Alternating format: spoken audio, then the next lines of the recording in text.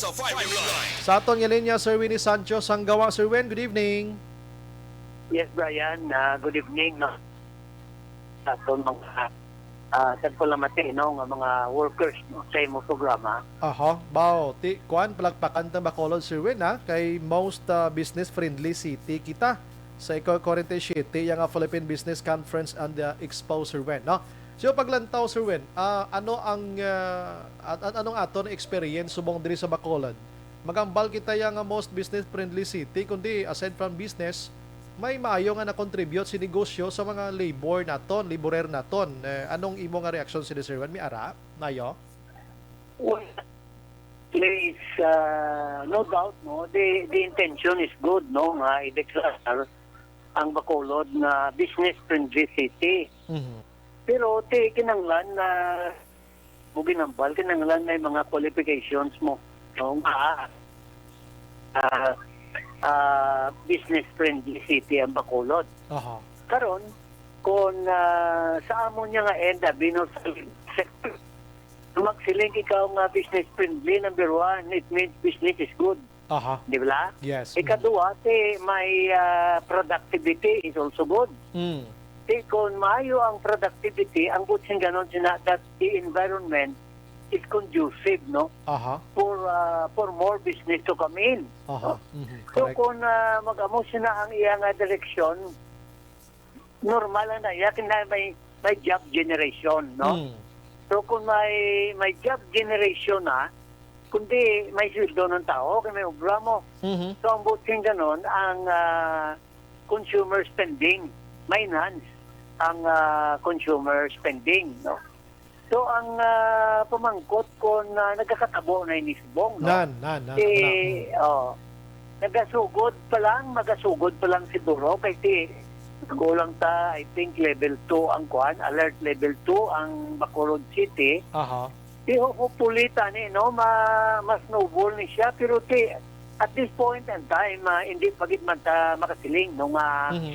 ano nabe ang atong economy, mga business naka-scale up na. Kaya ang nakita naton subong Brian nga ano lang di ang the most profitable business sa morning delivery sa mga food kuan bala o mga pagkaon, Motorsiklo, mga rider, yes, mga riders. Aha. Under the present circumstances, kung wala sang ginatawag na exploitation, Mhm. kag wala sang reklamo sa labor, wala sang kaso nga ginapile dito, wala ga reklamo ang workers, makasiling kita nga indeed. Mm. Ano siya? Business friendly. Aha. Tanawon tanay kay katamo sa mga riders nga kuan man lang ni sila mo ining third party contractors wala Brian. On call. So aha. in other words, wala sila sang employee-employer Mhm. relationship. Okay. Paano sila magabaton sang 13 months Mhm. kung wala sang employee-employer relationship, no? So they will be at the mercy of the employers. Mhm. It is not that we ginakriticize naton ang pag-declare being business friendly ang Bacolod City. Mhm. Gina-welcome naton ina, no?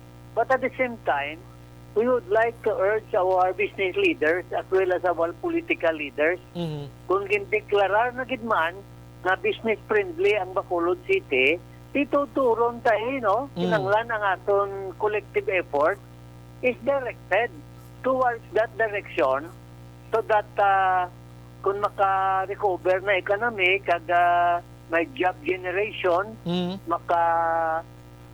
makasiling kita nga new normal na normalize na, Mhm. kundi mayong iya resulta. But as long as nga wala pa nato ma-achieve, ultimately siguro nga ang business friendly Mhm. still in the Brian, Mhm. it is still in the process. Aha. Gina-proseso pa. But hopefully we will cross the bridge, no? When we are there, kag mag-cooperate ang labor sa business sector in order to achieve this accomplishment for the good of all the people. Pero nabutan diri Sir Wen amo niyo. Ang amo ko nga award nga ini indikasyon ni sa maayo nga pagdumala, meaning tapos na nga pagdumala sang administrasyon. Subong, hindi kay palaabuton ta pa lang. So, before pa naman ang pandemya sa ngining COVID-19, ang Bacolod, isa sa ginabasihan, din naka-record sa pinakamataas nga business registration sa tong tuig 2019 nga naglabot sa 25,627. So, kung naman ikadamo ang business permit, abi, nga na-release ang Bacolod, ti damo man kita nakatrabaho dis Bacolod, Sir Wenz, paglantaw niya. Kaya mo na pumangkot eh. Kung pila ka silaw na ang nag-register, kung mo sila, Oh. pila ang nanira. Sila ang nagpanira sila. Sila ang nagpang-retrench ng ilang workers. Kat pila sa ila ang nagpang-pigawit. And doon daw tripligid, no? So may ginatawag bala, Brian, na impact evaluation, no? Iyan na iyas ang business sector, but I for one, unfortunately, may achievement kita sa business friendly under the pandemic era. Siguro, we were able to survive. Mapati ko, nakasurvive. Nakasurvive kita.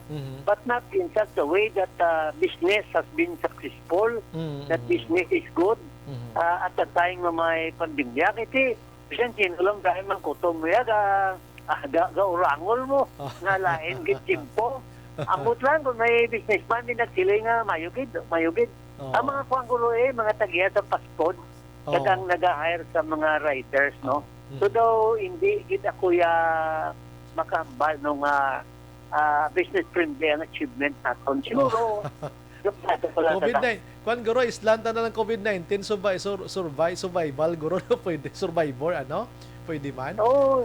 Di mayo pa siguro, no? Kaya mantikon ko ako mo pag-Brian sa kwan, no? Sa mga natawag natin, bala Consumer Price Index. Pero, kwan ini, actually, Western Visayas, pero di dalaman tadi mo, Bacolod. Sumukod sa January 2021, as butang ta na lang abi sa September, why kita now sumugod sa 129.1 hasta nag-131.2. Ang buting kanon kung taas ang CPI, tama, taas man ang iyang inflation. Kagang value sang piso, naganubo, no?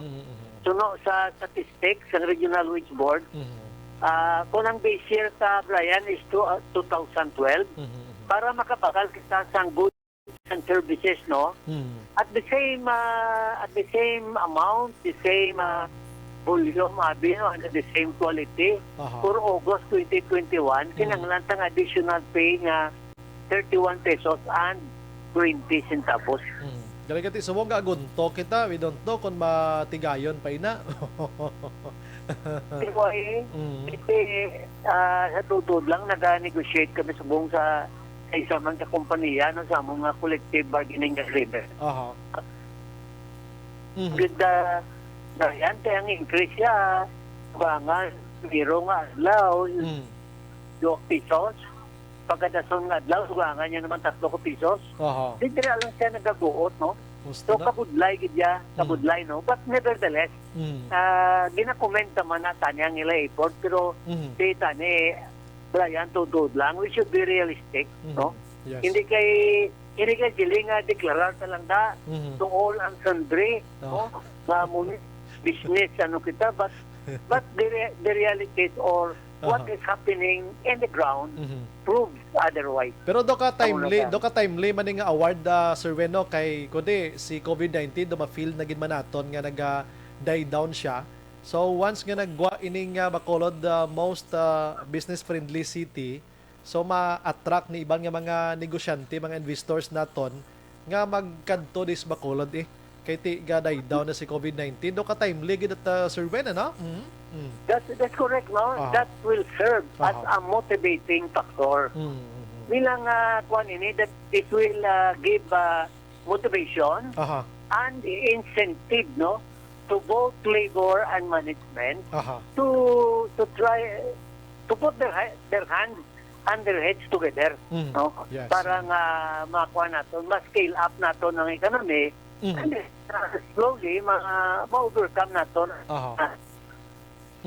hindrances, no, in this COVID-19 era, Mhm. maka-sling na maka-take off na ang atong Okay, hindi man naton mahambal nga may alibantar abi last year. Kay kita tanan naka-eksperyensya gid man sining igo ni COVID-19, why hindi man ta kabalo kung sino tong nagpigado gid tudo. Why man ta kabalo kung sino nag-alasinso kay do hindi naton imagine ang aton kaugalingon subong ka paminsar dan tatanan-tanan sa COVID kung paano kita survive sa sining COVID. Sir Wen mo.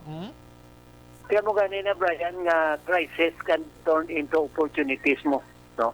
And in times of crisis, the people learn to unite themselves, no? Especially workers and management, and face the harsh realities of life. Aha. And in so doing, Mhm. may ara kita ginatawag na solidarity. Aha. Notod si Sir Wen, ano? Action firing line. Sige, anyways mga kaksyon, tiya mo na mismo ang aton nga labor sector ti nagapamangkot man. Okay, sila mismo di gid man nila nabatsyagan. Apalariho malanggaro kita tanana.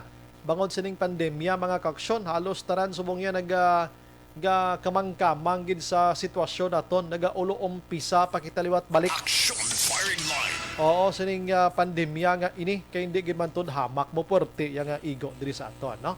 Pero despite sina, tiya mo na ang Bacolod gin iliher pa sang ini. Sir Wen, ang imo sining parting words sa Sir Wen? At yan mo nagling ko kay Gambal ko kung balo na patay naglin. Ah, yes, Dr. Sir Wen. Kailing ang kuhan na crisis can be turned into opportunities, no? At times of crisis, people learn to unite, no? Especially labor and management, and Aha. collectively